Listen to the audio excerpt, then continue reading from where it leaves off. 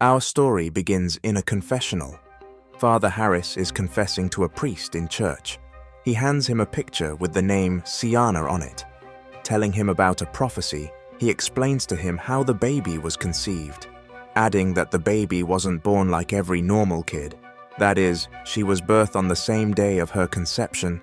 She's in her teens now, he added, and they are just waiting for her to be old enough.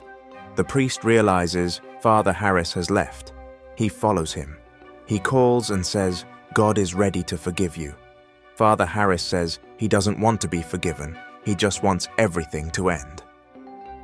The discussion is interrupted as a glass image from the rooftop breaks, leaving the priest in shock. As he realizes how badly injured Father Harris was, he turns to him with a smile and with blood in his mouth. Then the scene shifts to Rome 1971. Margaret, a young nun, is being received at the airport by Father Gabriel and Cardinal Lawrence. He welcomes her and says it's been just a year since they last saw, but she's grown so fast. She smiled, and they walked to the car. Margaret, visiting Rome for the first time, is amazed by the beautiful buildings. Father Gabriel asks her how she feels being in Rome for the first time. Margaret says everything seems great and the street looks different, which makes her just want to explore more. Cardinal Lawrence says there are even more beautiful places for her to visit. He tells her she's destined for greatness, and it's wonderful to see her. The discussion is cut as someone from outside hits the car door, and Margaret is deeply frightened. Cardinal Lawrence tells her it is some Protestants and asks the driver to change direction. They arrive at the church, and she's introduced to the eldest nun, Sister Silva. She shows around and tells her they take care of children from 0 to 18 years old, and it's girls only. She introduces her to Sister Angelica, who doesn't say anything when Margaret greets her. She looks even more uneasy. Margaret and Sister Silva returns back to the children's area. Sister Silva goes to check why some of the kids are shouting. Margaret sees some drawing on the wall which calls her attention and goes in to check. She finds a little girl sitting on the floor drawing and singing. Margaret greets her and tells her name, but the little girl doesn't say anything. Instead, she crawls slowly towards Margaret, grabs her, and licks her on the cheeks. Margaret is scared by her actions. Then Sister Silva walked in and scolds her, reminding her to be at her best when she's around people. Margaret learns the little girl's name is Carlita Siana and asks for one of her drawings. Margaret is introduced to her new driver, Luca. He drops her at her apartment. Margaret gets in and checks, but there seemed to be no one in. She packs in and stares at the drawing Carlita gave her. The next morning, Margaret is praying. She hears voices and realizes someone is trying to open the door. She becomes frightened. Breathing heavily, she stares at the door. The wind blows slowly, causing the window blind to shade her view. As soon as it dies down, Margaret gets a surprise which makes her heart drop in her stomach. Margaret saw another lady in the apartment and went to her. She introduced herself as Luz, another nun at the orphanage, and kissed Margaret on the cheeks. Luz and Margaret discussed, and she asked her how a girl from the Boston Archdiocese wants to take the veil. Margaret explains Cardinal Lawrence was a priest at the orphanage she grew up in, and they got pretty close as she was always seen as one of the problem children, and he helped her. The discussion turns as Luz gets emotional. Margaret and the kids get along, and they teach her to speak Italian. Margaret realizes all the kids looked happy, except Carlita. At night, she hears voices from Carlita's rooms and goes to check. The door is slightly opened, allowing her to have a view on what's going on inside. She sees the young kid forcefully being tied to bed. When the nun noticed her at the door, they shut the door. Margaret is left in tears, and Angelica laughs at her in an evil way.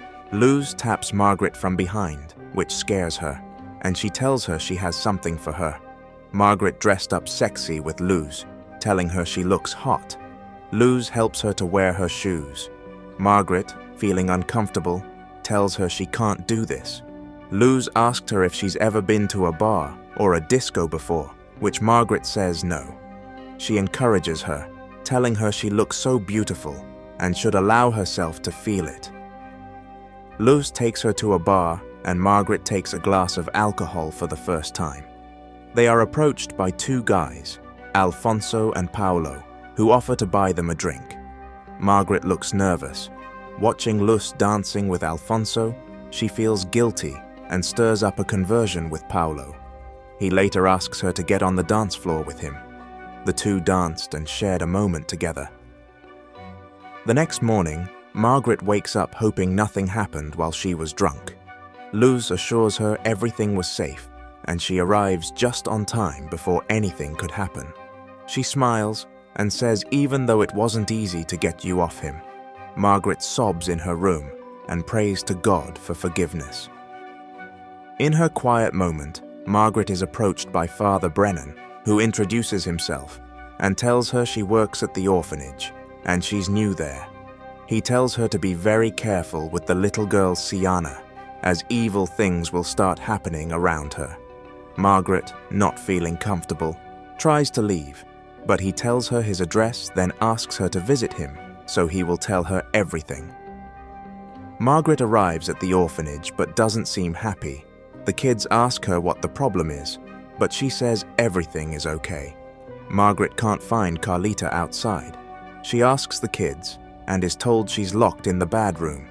Margaret hurries to tell Sister Silva, but she tells her she beats one of the nuns, so she is supposed to be in a bad room. Margaret asks her why there is a bad room, which she says it's because some girls are bad. Carlita, doing her drawings, hides it when she notices someone on the door. Margaret and Sister Silva walked in with Margaret being disgusted, saying the room is suffocated. But Sister Silva says it wasn't meant to be pleasant, as the things we do aren't always pleasant. This makes little Carlita sob. Margaret and Carlita discuss, and Margaret asks if she would want to talk about why they put her in that room. Carlita says it's because she's a bad child. Margaret tells she isn't bad, but they just made her feel that way because she isn't doing what they want her to do. Margaret tells her she always used to think there was something wrong with her back in the orphanage, and that she would always try to run away. She tells Carlita she likes her. Hearing this for the first time made Carlita curious, and she asked what exactly she liked about her. Margaret tells her, even though she feels the same way as her, she never tries to run away, which made her brave. Little Carlita felt loved at that moment and smiles. The next day, while everyone is having fun, Margaret spots Carlita sitting alone and goes to meet her, but she sees Sister Angelica discussing with her and asks if she could join the conversation. Sister Angelica smiles and hands her a weird drawing. Margaret, a little worried, asks Carlita if she did the drawing. Sister Angelica says yes, but she did the middle part. Margaret tells her she doesn't think that's very appropriate, which changes the look on Angelica's face, and she retrieves the drawing from her. Margaret asks Carlita if she's okay and takes her for a walk. Upon stepping out, they are interrupted by the kids who ask them to join the play, which she accepted. While playing, Carlita spots Angelica on the top of the building. She shows them a matchbox and laughs in an evil way, then says it's all for you. She set herself ablaze, then jumped off the building. Everyone is scared and flees. Margaret goes to see Father Brenner, who could tell from the look of her face something bad has happened, and he asks. Margaret accepts, telling him one of the sisters took her own life and mentioned the name Siana. He gives her the picture and tells her to look at the back part of it. Margaret sees the name Siana on it, and he tells her the church is more of syncretism than Christ. He tells her about the prophecy and says Carlita will be the mother of the Antichrist baby. Margaret thinks he's crazy and says Carlita is just a child and can't mother a baby. Father Brennan tells her Carlita was born on the 6th day of the 6th month at 6 a.m., implying 666, the mark she has on her body, being the mark of the devil. He asks her to get him Carlita birth certificate so he will know exactly how she was born. Margaret gets up angry and leaves. The next day on the bus, Margaret asks Father Gabriel if he knows how Carlita was brought to the orphanage, but he couldn't say anything as he notices Sister Silva watching them. Margaret and Carlita enter a museum. Margaret tells Carlita to trust her and asks if someone has ever done something to her that really scared her. Carlita responded saying she isn't certain, but sometimes she sees horrible things. Margaret tells her it's just some hallucinations, and it's a lie, which annoyed Carlita, causing her to walk away. Margaret follows her saying she's sorry. She finds Carlita and sees someone consoling her. She goes closer to check, and she sees Sister Angelica with the evil smile. Then suddenly, a hand touches her from behind. It is Sister Silva. She tells her a fight has broken out outside and they need to leave. At the orphanage, Margaret is informed that Sister Silva wants to see her. She tells her she and Cardinal Lawrence have become concerned about her, and it's time for her to take a step back, meaning they don't want her associating with Carlita anymore. Margaret opposes, saying she is the only one who cares about Carlita. The conversation ends with Sister Silva saying if there was any doubt in our decisions, you just confirmed it. On her way back home, Margaret saw Paolo and asked Luca to stop the car. She calls for him, but he asks her to leave him alone and says he didn't know. Margaret asks him what exactly he is talking about, but before he could say anything, he's hit by a car. Luz's hair is getting trimmed as she prepares for her coronation, and Margaret watches her from outside. During her coronation, Margaret seized the opportunity and went to Sister Silva's offices. She searched and found a key. She looked through the wall and saw the secret door. She walks in and begins searching. She sees multiple birth certificates and eventually finds Carlita's birth certificate. She takes it with her and finds Carlita and tells her to come with her, but they are seen by the other nuns and Sister Silva. Margaret takes Carlita into a room and apologizes to her for not believing her earlier and promises to keep her safe. The nuns manage to break the door, and Margaret grabs a piece of wood, telling them she knows what they did with the kids. They hold her down as she screams and Carlita fights. In the process, Margaret sees the mark on Carlita's mouth, and they take her to the bad room. While sleeping, Margaret hears voices and steps off the bed. She lifts the floor mat and sees some drawings, which she looks through, and it shows her a reflection of something. She snaps out of it and says it is not real, but suddenly she sees a demon who keeps getting closer to her as she screams for her life. Father Gabriel rushes in and tells her they have to go, as he has found the documents. They run to Father Brennan's house and hand him the birth certificates. Margaret insists on going to get Carlita, but Father Gabriel stops her and says it is not safe yet. They began searching, but it became hard to find the right one, as there were too many birth certificates. Margaret goes through it again with a hand lens and realizes the baby in the picture has her own mark on the head, and Carlita's own mark is inside her mouth, meaning they might have missed something. She compares the two pictures and says the baby in this photo is not Carlita. She keeps searching and eventually finds the right birth certificate. She goes through the photo again with her hand lens. Then suddenly, she sees Paolo saying something to her, and she asks herself how he knows. She remembered before he got hit by a car, he was trying to tell her something. He kept on touching his head. She recalls him holding her on the head the night at the club. Then she slowly touches the place and seems scared. In the next scene, we see Margaret dressed up in a demonic costume and also smiling in an evil manner. She is laying on a bed and sees strange people surrounding her. She also sees Paolo. Then her face is covered with a black piece of clothing. They all touched her forehead, saying some evil enchantments, which woke up a creature, and it slowly crawled through Margaret's body, and she screamed out loud. She snaps out of it but still screams. Father Brennan and Father Gabriel hold her, telling her it's okay. Father Brennan asks to have a look and sees the mark. Father Brennan says they realize Carlita was too young, so they brought back Margaret to be the mother of the Antichrist baby, which reminds us of the connection between Margaret and Paolo.